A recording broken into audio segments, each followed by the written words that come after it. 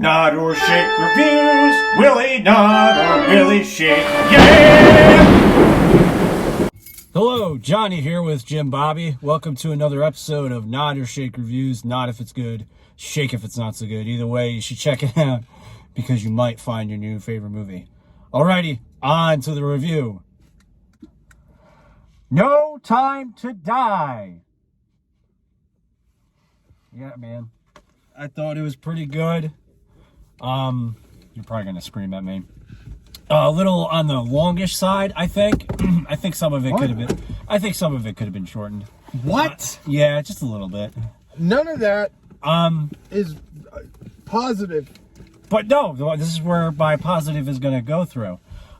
Definitely, I feel like it combined all kind of like the elements of the James Bond movies, because the newer ones started to get like a little bit more grounded and realistic.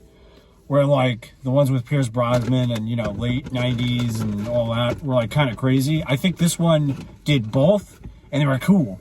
I think this might be my third favorite of the Daniel Craig saga.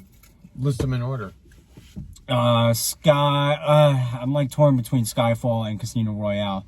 Skyfall, Casino Royale, and then this one, No Time to Die, and then Quantum of Solace, and then Spectre. I love them all. I'm back to death. Like I'm a big James Bond fan overall, over all the movies, and this is the only other one to make me cry at the end. I cried at the end, people. Yeah, we're like not a gonna single freaking tear. We're not gonna spoil, but I think No, I can't spoil. But Yeah. I will say this: the only other one to make me cry was on Her Majesty's Secret Service. It's the only one to make me cry. Yeah.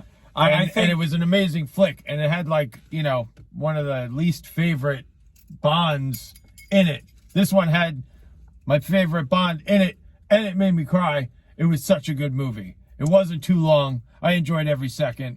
And Johnny's right. The 5 films shows the progression of, like, you know, MI5, you know, MI6, just slowly getting to that point where, like, you see all the crazy tech. And in this one, it's like 5 years later after the last one, you see the tech evolved amazingly. And it's so cool because it's still grounded in reality. Yeah, it's not too sci-fi-y, but you get that scene with Q that I think a lot of fans have been waiting for, where, you know, the standard lines come into play with Q. Yeah. There's that whole scene where they're going through gadgets and shit, and, you know, for a spy movie fan, that's exactly what you wanted. I love the movie, and shit, man, I'm gonna cry again. Yeah, it's even said that because it's, you know, it's Daniel Craig's last movie, and he has a speech that you should check out on YouTube where he kind of thanks everybody who worked on the movies, and he's like really upset over it. And it's a and nice. Like he said that before. He's said that, like, this one was going to be his last one, but like this one, I think after watching it, like, you kind of get a feeling like it's going to be his last one. Oh yeah, definitely. I don't, you know, you can never be sure because it's James Bond, but yeah. This is definitely a nice feeling of a send off for the last James Bond / Daniel Craig movie. So I'm gonna cry. Yeah, definitely a nod for me. Action packed, a lot of fun parts. Villain, he was all right. He was all right. He was all right. I think they could have. I think what? they could have done No, better. see, I don't agree with Johnny at all. Johnny's an asshole. He's agreeing with me on the nod because he doesn't want me to rip his face off. No, I liked the movie. I thought it was a cool movie. I thought Rami Malek, is that how you say it? I think. I thought Freddie Mercury did an amazing job. Okay? It's and not, I'm not knocking. You play Freddie Mercury, I'm not knocking. you're getting, I'm not knocking the actor. I'm knocking the character. The character was a little like, he was no Lashif.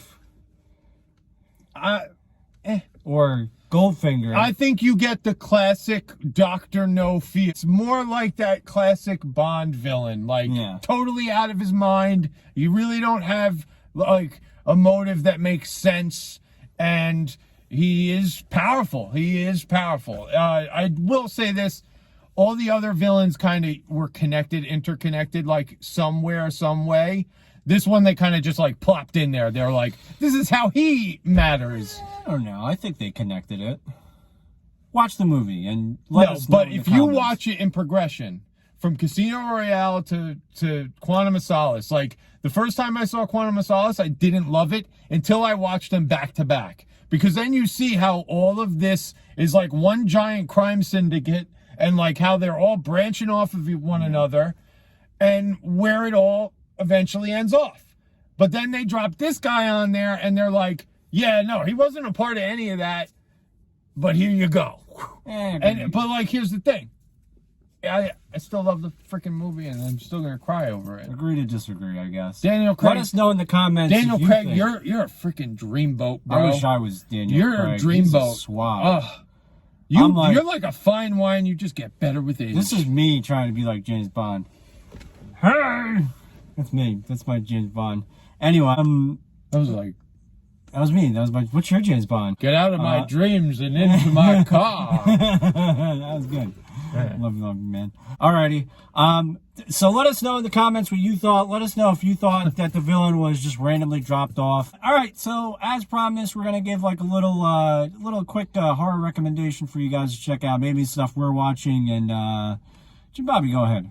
No, you go ahead. Okay, I'm gonna go with, for today, Tales from the Crypt, Demon Knight. I watched that the other day, and it still holds up. And let me tell you, I watched that the other time, like probably last year, and it's terrifying.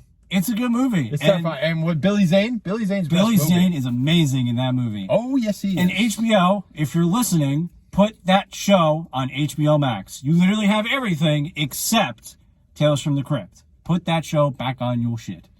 Why? It used to be? It used to run on HBO. Huh. And now it doesn't run on HBO Max. But The Sopranos does. Jim Bobby, your movie. That was a good one, man. What? Demon Knight. That was, right? That's a good one that, like, nobody's seen. So. I wouldn't say I didn't see it, but go ahead. I feel, my first one's John Carpenter's The Thing. I had a feeling. Which everybody probably knows, like, if you're a fan of movies. But, come on. It's The Thing. It's The Thing. It's got everything for everybody. It's got every thing. Oh, and I read the other day, why I thought Stan Winston had something to do with the makeup effects in that? Because he did. But yes, that's my movie recommendation, unless you like Alaskan Huskies.